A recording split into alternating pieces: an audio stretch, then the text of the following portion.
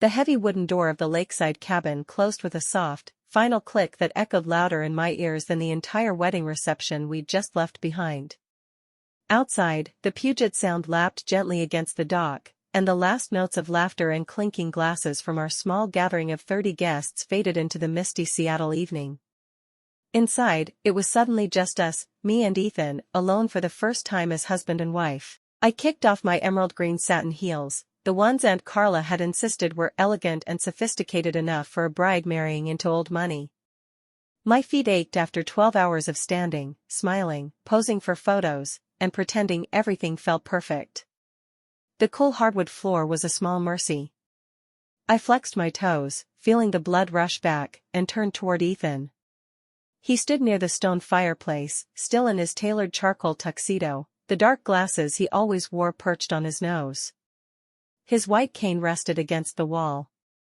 Ethan Brooks, 35, software entrepreneur, millionaire by 30, blind since a car accident at age 12, or so everyone had told me. For the past 4 months of our rapid courtship, I'd learned to guide him by the elbow, describe rooms in detail, read menus aloud, and marvel at how gracefully he moved through a sighted world with only sound, touch, and memory to guide him. Aunt Carla, my mother's older sister and the closest thing I had to a parent since Mom passed 5 years ago, had introduced us. "He's perfect for you, Lena," she'd said over coffee 3 months before the proposal. "Stable, kind, successful. He needs someone patient and loving, someone like you. And let's be honest, darling, at 29 with your freelance design gigs, security matters more than fireworks." I'd resisted at first. I wanted passion, the kind you read about in novels or see in movies. But the dates were easy. Ethan was attentive in ways most men weren't. He'd remember the exact shade of blue I loved, cerulean, like the sky after rain, send voice notes describing what he saw through my descriptions, and laugh at my sarcastic jokes even when I fumbled signing them into his palm during quieter moments. Now, in the cabin Aunt Carla had gifted us for our honeymoon week, I reached for his hand. Shall I describe the view? The moon's reflecting on the water like shattered silver. He didn't take my hand. Instead, he lifted both of his to his face and slowly, deliberately, removed the dark glasses. Clear blue eyes, sharp, focused, seeing, met mine directly. My breath caught. The room tilted. "Lena," he said in a smooth, deep voice I'd never heard before, "we need to talk." I stared. No slur, no hesitation. Just clear, perfect speech. You can see?" The words came out as a whisper. He nodded once. "Yes. I've always been able to see." The world narrowed to a pinpoint. My knees buckled. I grabbed the back of the nearest armchair to keep from falling. But, the accident? The cane? The glasses? All our dates, you let me lead you everywhere. You asked me to describe paintings, sunsets, my own face. It was necessary, he said quietly. At first. Necessary? My voice cracked. For what? To trick me? Not to trick you. To test. I didn't let him finish. I spun around, nearly tripping over my discarded heels, and fled to the master bedroom. I slammed the door and locked it. My chest heaved. Tears burned hot tracks down my cheeks, ruining the waterproof mascara the makeup artist had sworn would last through tears of joy. How many times had I held his arm, guided him through crowded restaurants, whispered directions so he wouldn't bump into tables? How many nights had I sat beside him on park benches, painting word pictures of the stars because I thought he could never see them? Every tender moment replayed now as performance art. A lie. I sank to the floor, back against the door, and sobbed. Outside, his footsteps approached. Soft knocks. Lena, please. Let me explain. I know you're hurt. You have every right to be. But give me 5 minutes. Just 5. I didn't answer. I couldn't. My throat was too tight. He waited. Minutes stretched. Eventually, the footsteps retreated. I heard the creak of the living room sofa as he sat. I stayed there for what felt like hours, replaying every interaction. Our first date at the waterfront cafe, he'd accidentally brushed my hand while reaching for his coffee, then apologized profusely. I'd thought it charming. Now it felt calculated. Our second date, the art gallery. I'd described every brushstroke of the Monet. He'd listened so intently, head tilted, smiling softly. "You make the world beautiful for me," he'd said via text on his phone. Lies. All of it. Eventually, exhaustion won. I crawled to the bed, still in my wedding dress, and cried myself into a fitful sleep. When I woke, sunlight streamed through the curtains. Outside, his footsteps approached. Soft knocks. "Lena, please. Let me explain. I know you're hurt. You have every right to be. But give me 5 minutes. Just 5. I didn't answer. I couldn't. My throat was too tight. He waited. Minutes stretched. Eventually, the footsteps retreated. I heard the creak of the living room sofa as he sat.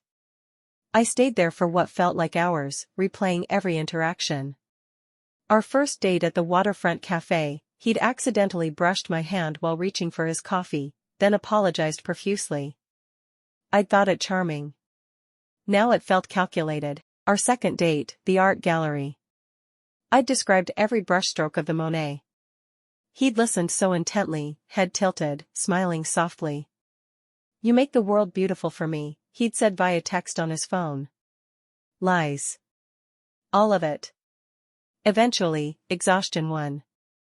I crawled to the bed, still in my wedding dress, and cried myself into a fitful sleep. When I woke, sunlight streamed through the curtains. He paused, staring into his coffee. After the dust settled, I swore I'd never let that happen again. The next time I got serious, I needed to know it was real, not about money, not about status. "And Aunt Carla?"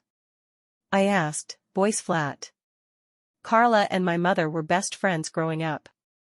After Mom passed, Carla stayed in touch. When the divorce hit the news, she called. We talked for hours. She told me about you, her brilliant niece, kind, creative, not materialistic. She said you'd make someone very happy. I was skeptical. She suggested a test. A test, I echoed bitterly. He nodded. She proposed the blindness story. Said if you stayed through the challenges, guiding me, being patient, not running when things got inconvenient, it would prove you cared about the man, not the millionaire. I agreed. I was terrified of being used again. "So you lied to me for 4 months?" "Every single day." "Yes." His voice broke slightly. "And I'm sorry. More sorry than I can say. But something changed. The more time we spent together, the more I realized I wasn't just testing you, I was falling for you. Your laugh. The way you light up describing colors. How you never once made me feel pitted. You treated me like a person, not a project." I laughed, a harsh sound. "Because I thought you were blind. I was trying to be kind to someone I believed needed it." "I know." He looked down. "That's what makes it worse. I took your genuine kindness and built a lie on top of it." Silence stretched between us. "What now?" I finally asked. "I don't expect forgiveness today. Or tomorrow. I just want a chance to make it right. No more lies. Ever. If you want to leave, I'll help you pack. The marriage can be annulled. But if there's even a small part of you that felt something real during those months, please let me show you who I actually am." I stared at him, really looked. No Cain. No pretense. Just a man who'd been hurt so badly he'd built walls out of deception. "I need time," I said. "Alone. I'm going for a walk." He nodded. "Take all the time you need. I'll be here." I grabbed my coat and left. The cold air hit my face like a slap. I walked the lakeside path, tears freezing on my cheeks. How could I ever trust him again? The walk turned into hours. I sat on a driftwood log, watching ferries cross the sound, replaying every moment. By the time I returned to the cabin, the sun was low. Ethan was on the deck, staring at the water, no phone, no work, just waiting. I didn't speak at first. I sat beside him, far enough that our shoulders didn't touch. I called Carla, I said eventually. She's coming tomorrow. Said she owes me the truth too. He nodded. She does. That night we slept in separate rooms. I took the guest bedroom. Sleep didn't come easily. Aunt Carla arrived at noon the next day, arms full of groceries like this was a normal family visit. She hugged me tightly. My sweet girl. You look exhausted. I pulled away. Sit down. Both of you. We gathered in the living room. Ethan on one couch, Carla on the other, me standing. Start from the beginning, I told her. She sighed, twisting her rings. Ethan called me after the divorce. He was broken, Lena. Blamed himself. I listened. When he said he was afraid to trust again, I thought of you. You've always had such a big heart. Never chased money. I told him about you. He was curious but scared. I suggested the idea. The blindness. Just to see if you'd stay. You suggested it? My voice rose. You helped him lie to me? I thought it was harmless, she said. A way to protect both of you. If you walked away early, no one got hurt. If you stayed, it meant you were the real deal. And look, you stayed. You fell in love. I thought he was blind. I shouted. I pitied him.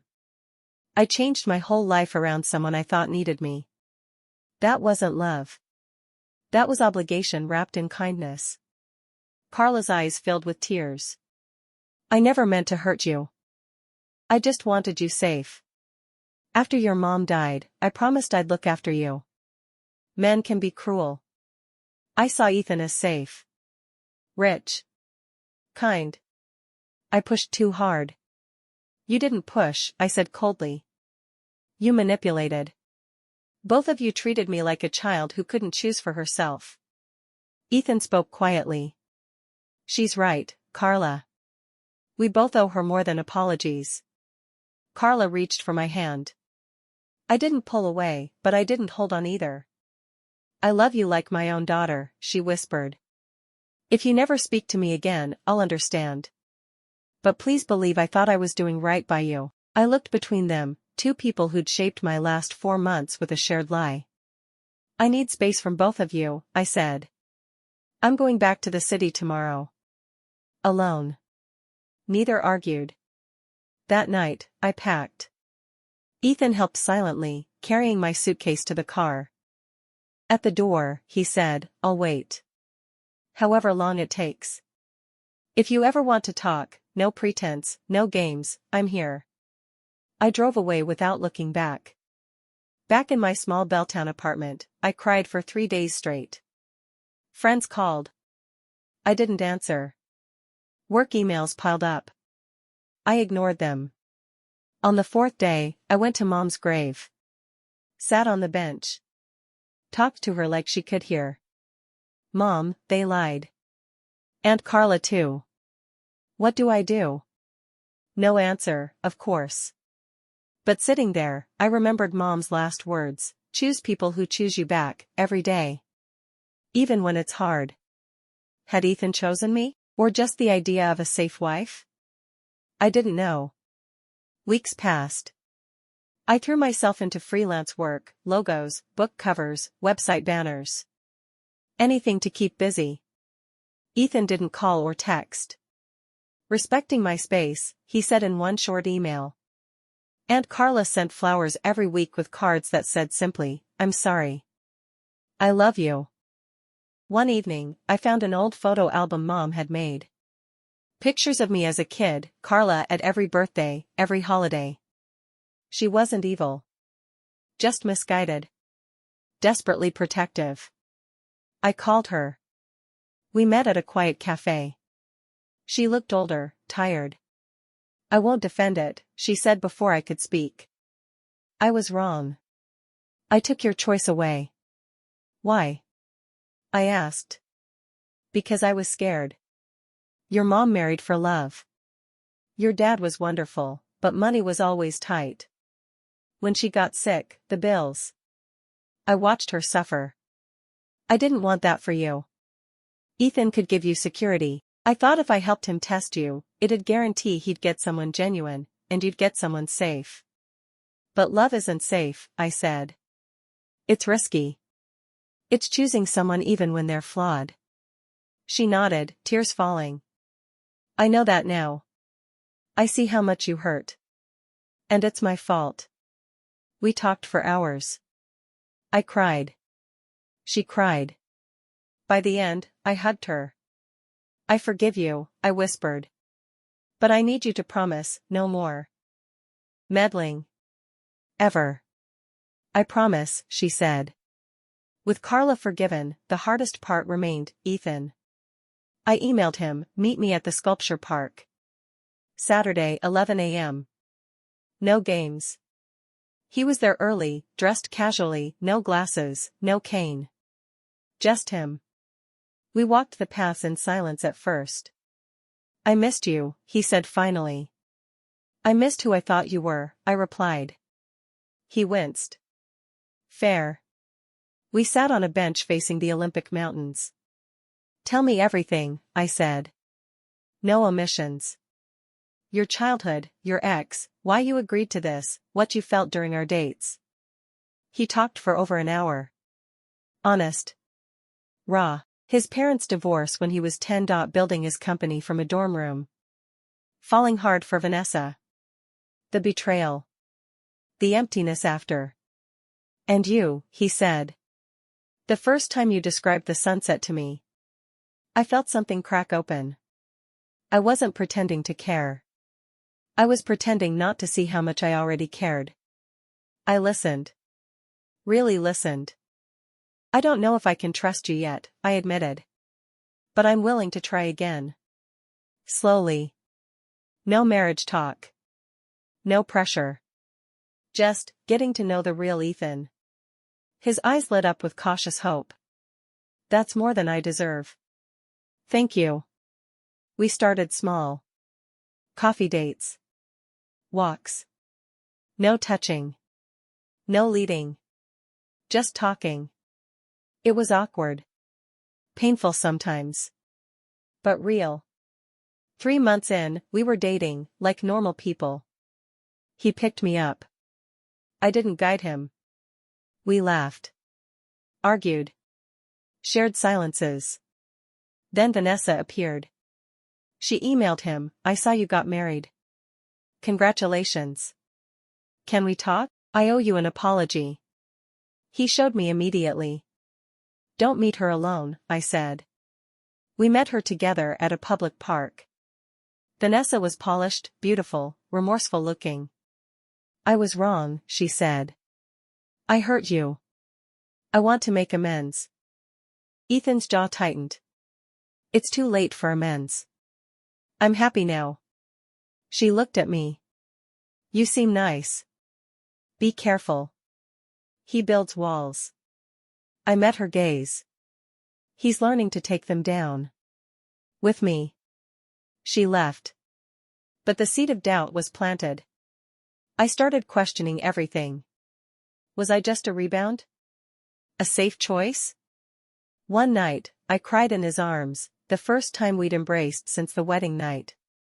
I'm scared, I admitted. So am I, he whispered. But I'm choosing you. Every day. We started therapy.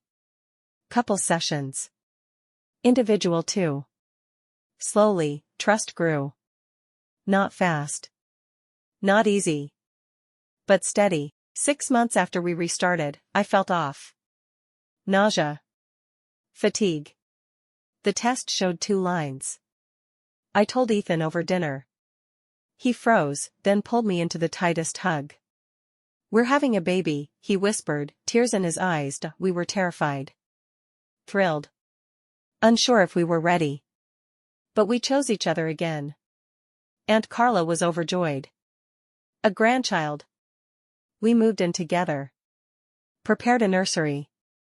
Attended every appointment. Challenges came, morning sickness, doubts, old fears, but we faced them side by side. Labor came early. Ethan never left my side. Held my hand. Coached me through pain. Our son, Elias, arrived screaming at dawn. Ethan cried harder than the baby. He's perfect, he kept saying. Motherhood was hard. Sleepless nights. But Ethan was there, changing diapers, singing lullabies, loving us both fiercely. Vanessa tried one final contact, letters, flowers, for old time's sake. Ethan blocked her completely, showed me everything. We burned the letters together in the fire. No more shadows. Years later. Elias is 4. Running around the same lakeside cabin. Ethan reads him stories with perfect vision. I watch, heart full. Aunt Carla visits often. No meddling, just love. One evening, Ethan kneels again. Simple ring. Marry me again. For real this time. I say yes. We renew vows at sunset. No lies.